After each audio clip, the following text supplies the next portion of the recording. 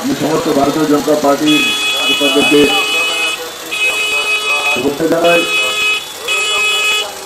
এবং এই সমগ্র অঞ্চলের সমস্ত আমি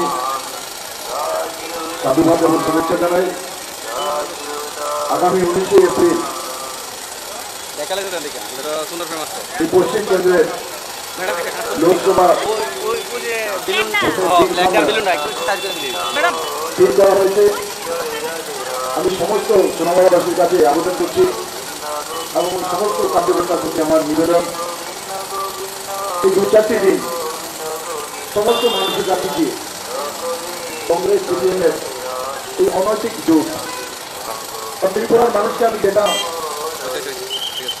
সঠিকভাবে যতটা জানি যে ত্রিপুরার মানুষ ভোট তার নষ্ট হোক সেটা চায় না। যদি নাগরিক বলবো সোনামুড়াবাসী কংগ্রেস কমিউনিস্টের হাত চিহ্নে ভোট দিয়ে আপনার মূল্যবান ভোটটা সেই ভোটের যারা আজকে প্রধানমন্ত্রী নির্ণয় হতে পারে সেই ভোটখানা কংগ্রেস সিপিএমের অনেক জোট, যে জোট গত 50 বছর যাবৎ ত্রিপুরা বুকে অনেক মার কোট খালি করেছে, অনেক বাড়িঘর জ্বালিয়েছে, ভোট দাঙ্গা, এই সবগুলি কংগ্রেস সিপিএমের উপহার। আমি এখানে প্রার্থী সোনামুড়াবাসীরা আমাকে মুখ্যমন্ত্রী হিসেবে 4 বছর 2 মাস দেখেছেন। আমি আশা করি আপনাদের নির্ণয় করার ক্ষমতা আছে। আপনারা প্রত্যেকগুলো ভোট দিলে প্রধানমন্ত্রী নির্ণয় করবেন, আর যদি হাত দিয়ে বলবেন তো আপনারা একটা সমাপ্ত রাজনৈতিক দলের চিহ্নিকে ভোট দেবেন। বন্ধুরা, কংগ্রেসের আজকে কমিউনিস্টের সাহারা নিয়ে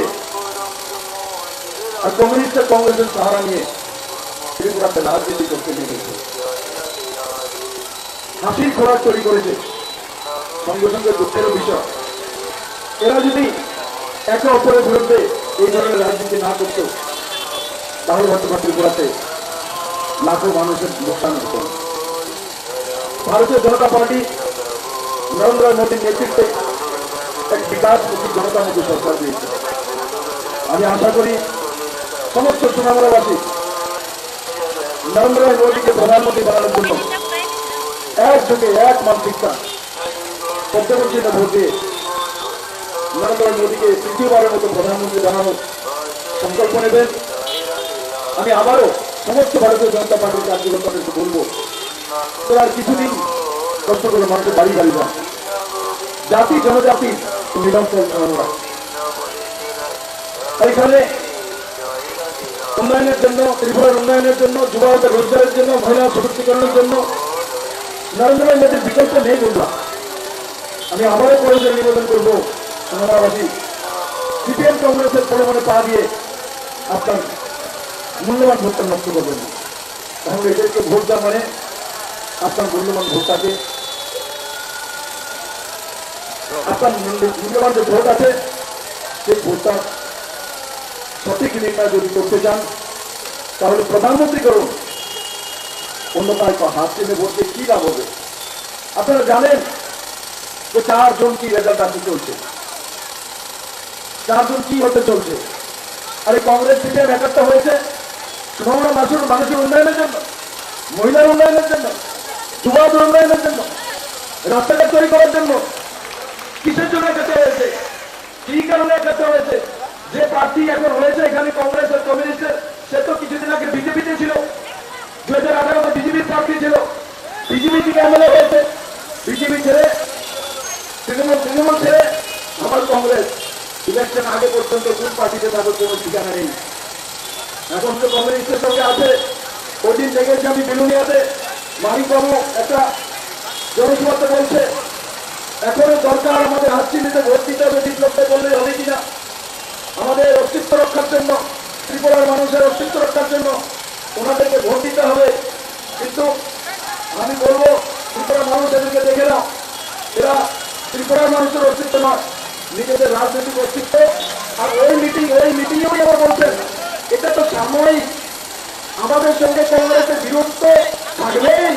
আরে কি বলতে চাইছেন মানুষ বাবু?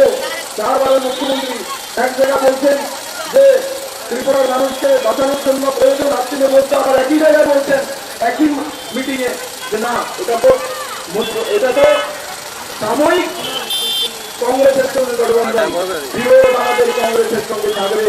ইউটিউবে আছে, ভাষণ দেখে নিন সোনামুড়াবাসী, তখন বুঝবেন যে কংগ্রেস আসলে যে বিষয় হচ্ছে ব্যক্তিগত লাভের কারণে এরা এই চেষ্টা করছে। এই জবাব তৃণমূল মানুষ ভারতীয় জনতা পার্টির কার্যকর্তা নিশ্চিত দেবে। আমি আশা করি আপনারা সেই দিশা সমস্ত মানুষকে নিয়ে আসবেন। भारत माता की, भारत माता की, नरेंद्र भाई मोदी की, नरेंद्र भाई मोदी की। धन्यवाद। भारत माता की।